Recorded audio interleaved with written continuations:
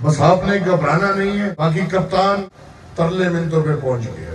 ترلے شروع ہو گئی. کل خط لکھ دیا. اب یہ ترلے کا پہلا قسط ہے، اور جیسے میں نے کہا تھا آخری قسط ترلے کا، جس کو یہ باپ سمجھتے ہیں اس باپ کے پیر پڑنا. میں یہ سمجھتا ہوں کہ ہر عمل کا رد عمل ہوتا ہے. آج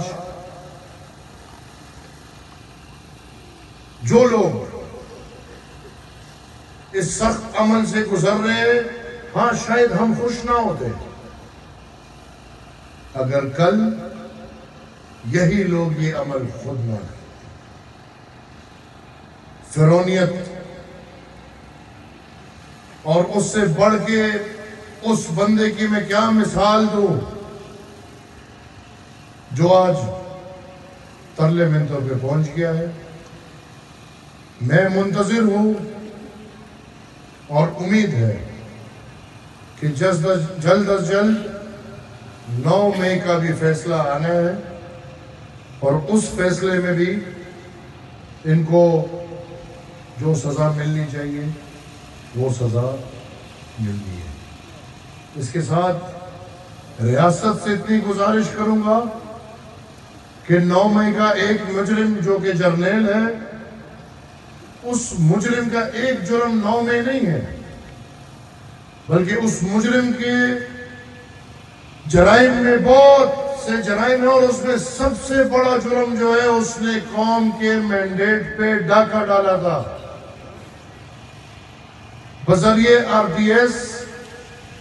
اس نے پورے قوم سے چوری کی تھی. میں اس دن مانوں گا جب ایک جرنیل کی FIR میں یہ پرچہ بھی آ جائے کہ اس نے کرسی پہ بیٹھ کے قوم کے ساتھ دھوکہ کیا، اس نے کرسی پہ بیٹھ کے قوم کے مینڈیٹ پہ ڈاکہ ڈالا ہے. اور یہ فکرہ نہیں آئے گا، اور وہ اس لیے نہیں آئے گا کیونکہ پھر ہر کوئی پھنسے گا. کیونکہ ہمیں پتہ ہے جس طرح جنرل فیض نے 2018 میں RDS کے ذریعے قوم کا مینڈیٹ چوری کیا، تو اس دفعہ جو بیٹے ہیں انہوں نے پیسوں کے ذریعے کروڑوں روپے لے کے قوم کا مینڈیٹ بیچا ہے. میں اس ماحول میں، اور مجھے پتا کہ اسی ماحول سے آپ ڈرتے ہو اور مجھے بیچتے نہیں ہو، مجھے آنے نہیں دیتے. میں نے سیکیورٹی کی میٹنگ میں آپ کو کہا تھا کہ آپ سنجیدگی دکھائیں. آج بھی زمینی حقائق جو میں سن رہا ہوں وہ یہ ہے کہ یہاں پہ سرکار، دہشت گرد اور دفاعی ادارے ایک ہے. میں جو سن رہا ہوں یہاں پہ ان کا کردار ایک لگ رہا ہے. ابھی بھی وقت ہے. دہشت گردوں کا خاتمہ ہونا چاہیے. اگر یہی طریقے آپ چلاتے رہے تو آگ لگا رہے ہیں. ایک دفعہ پھر یاد دلا دوں کہ ہم تو جلیں گے لیکن اس آگ میں آپ بھی جلیں گے. لہذا سنجیدگی کے ساتھ نیشنل ایکشن پلان پہ عمل شروع کریں. گڈ اور بیڈ کا تضاد ختم کریں، اور